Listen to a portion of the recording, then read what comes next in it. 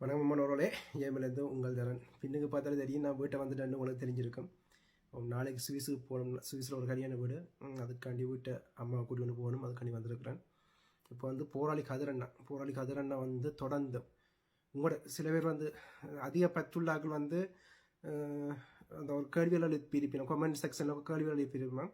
அது வந்து கூடுதலாக வந்து அவர் கேட்ட கேள்வி வந்து, அவர் சீமானவர் வந்து தமிழ் தேசம் பேசுகிறார், எங்களோட தேசத்தலைவர் வந்து மேலில் இதன்றார், அப்படி இருக்கிறவர் வந்து நீங்கள் ஏன் இதன்றீங்கள், ஏன் அவர் வந்து குற்றவாளி கூண்டில் வந்து ஏற்றுறீங்கள்ன்ற கேள்வியை கேட்டிருக்கிறார். அதுக்கு வந்து போராளி கதிரண்ணா வந்து அதில் அவற்றை கொடுக்குற பதிலையும் அவற்றை தொடர்ச்சி இந்த உரையாடல்ன்ற தொடர்ச்சி வாய்ஸ் மெசேஜில் அனுப்பியிருக்கிறார். அதையும் கேளுங்கள். வணக்கம் தரன், உங்களுடைய கேள்விகள் நிறைய இருக்கிறது. அந்த கேள்விகளின் முதலாவது கேள்வியாக நான் எடுக்கின்ற விடயம், சீமான் அவர்கள் எங்களுடைய தேசிய தலைவர் அவர்களை தமிழ்நாட்டில் தலைமையாக ஏற்றிருக்கின்றார், தமிழ் தேசியம் பேசுகின்றார், இதை விட எங்களுக்கு என்ன வேணும் என்று இந்த ஈழத்தமிழர்கள் கேட்கின்றார்கள். சரி, தேசிய தலைவர் என்பவர் யார்? ஈழத்தமிழர்களுக்கு வடிவாக தெரியும். ஒரு மிக பெரும் படையை கட்டி போராடிய ஒரு சிறந்த மாமனிதர் என்பது தெரியும். இந்த மிக பெரும் படை என்று நாங்கள் சுருக்கமாக சொல்லுகின்றோம் என்றால் அதற்குள் இருக்கின்ற பொருட்களையும் அதற்குள் இருக்கின்ற விடயங்களை நீங்கள் எடுத்துக்கொள்ள வேண்டும். ஒரு நீண்ட நெடும் காணொலியாக நாங்கள் பதிவிட முடியாது. அப்ப சுருக்கமான விடயத்தை சுருக்கமாக சொல்ல வேண்டும். அப்படி என்றால் இந்த நாம் தமிழர் கட்சியினர் தேசிய தலைவர் அவர்களை அரசியலுக்காக பயன்படுத்துகின்றார்களே தவிர உணர்வுகளுக்காக இல்லை என்பதை என்னால் அடித்து சொல்ல முடியும். ஏன் நான் அப்படி சொல்லுகின்றேன் என்றால், இப்ப தேசிய தலைவரை ஒரு நாட்டின் ஒரு பிரதமரோ ஒரு நாட்டின் ஒரு ஜனாதிபதியோ அவர்களுடைய கொள்கையை பின்பற்றுகின்ற போது அந்த நாட்டினுடைய இராணுவ கட்டமைப்பை ஒரு ஒழுக்கத்தோடும் ஒரு மாண்புகளோடும் ஒரு தந்திரமித்தவர்களாகவும் அவர்கள் செயல்படுத்துவதற்கும் நெறிப்படுத்துவதற்கும் நிறைய வாய்ப்புகள் இருக்கிறது. அப்ப அரசியல் ரீதியாக எங்களுடைய தேசிய தலைவர் அவர்களை ஒரு மொழிவழி மாநிலத்திற்கு தேர்ந்தெடுக்கின்ற விடயம் என்பது அது ஒரு தேசிய தலைவரை கொச்சப்படுத்துகின்ற விடயமாகவே அமையப்பெறும். காரணம் என்னவென்றால், அரசியல் என்பது நாங்கள் அரசியல் கட்சிகளுக்குள்ளால் விமர்சித்து ஒரு அரசியலை முன்னெடுப்பதே அரசியலாகும். அப்ப இந்த அநாகரிகமற்ற இந்திய அரசியலுக்கு எங்களினுடைய தேசிய தலைவரை பகடக்காயாக எல்லோரும் வைத்திருக்கின்றார்கள் என்பதுதான் உண்மை. இப்ப நீங்கள் பாருங்கள், தேசிய தலைவர் அவர்களை சீமானவர்கள் நாம் தமிழர்கள் உண்மையிலேயே அவரினுடைய கொள்கைகளைத்தான் பின்பற்றுவார்கள். அவருடைய மாண்பு என்ன? யாரையும் விமர்சிக்க மாட்டார், ஒழுக்கத்தோடு இருப்பார், உறுதியாக இருப்பார், எந்த மனிதரையும் எடுத்தறிந்து அவர்களுடைய தியாகங்களை திருடி அவர் வாழ மாட்டார். யாரினுடைய தியாகத்தையும் அவர் திருடி வாழ்ந்து சொத்து பத்துக்களை சேர்த்து அவர் வாழ்ந்தவர்கள் கிடையாது.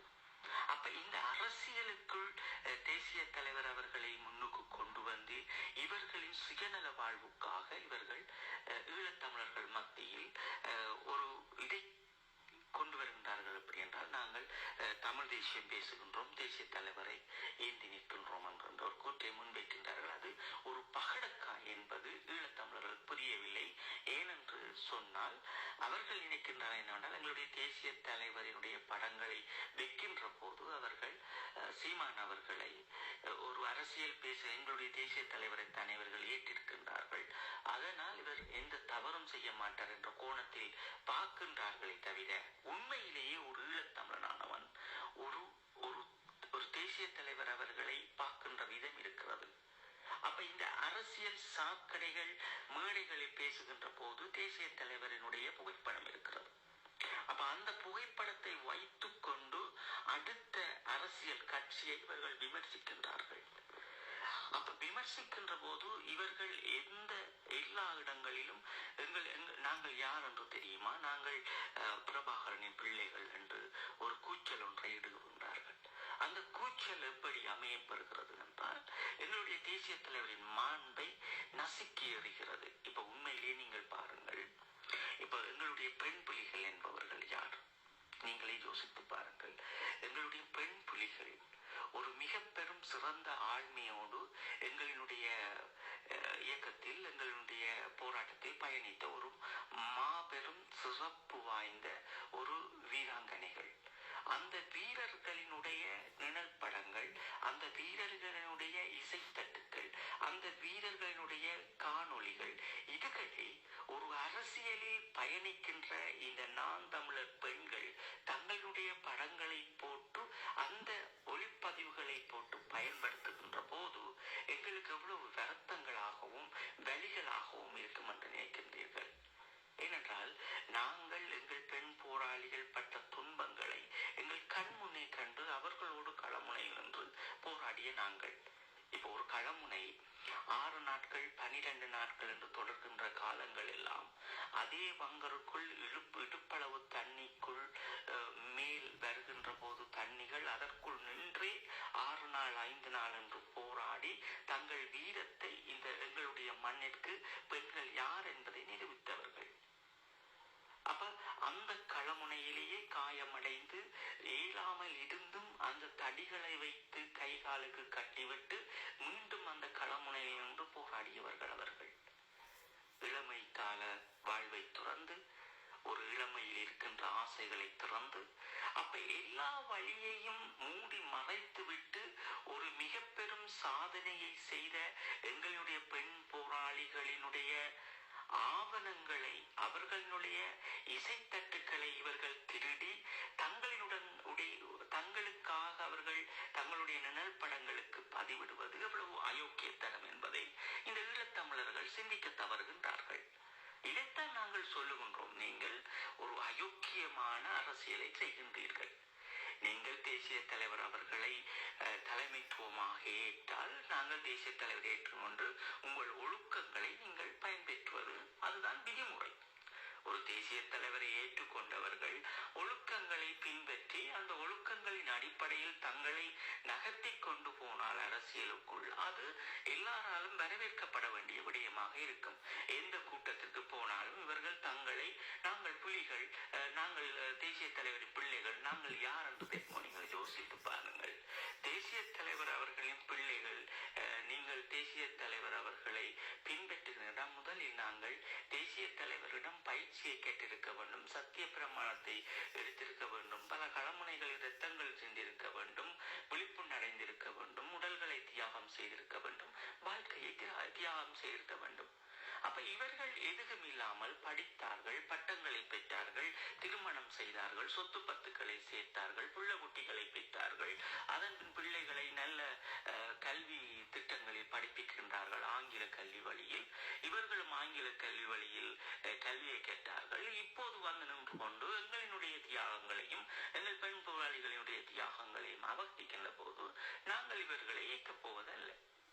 இவர்கள் ஒழுக்கம் மிக்கவர்களாக இருக்க வேண்டும் என்றால் பின்புறமாக எங்கள் தேசிய தலைவரின் படங்களை வைத்திருக்கின்றார்கள்.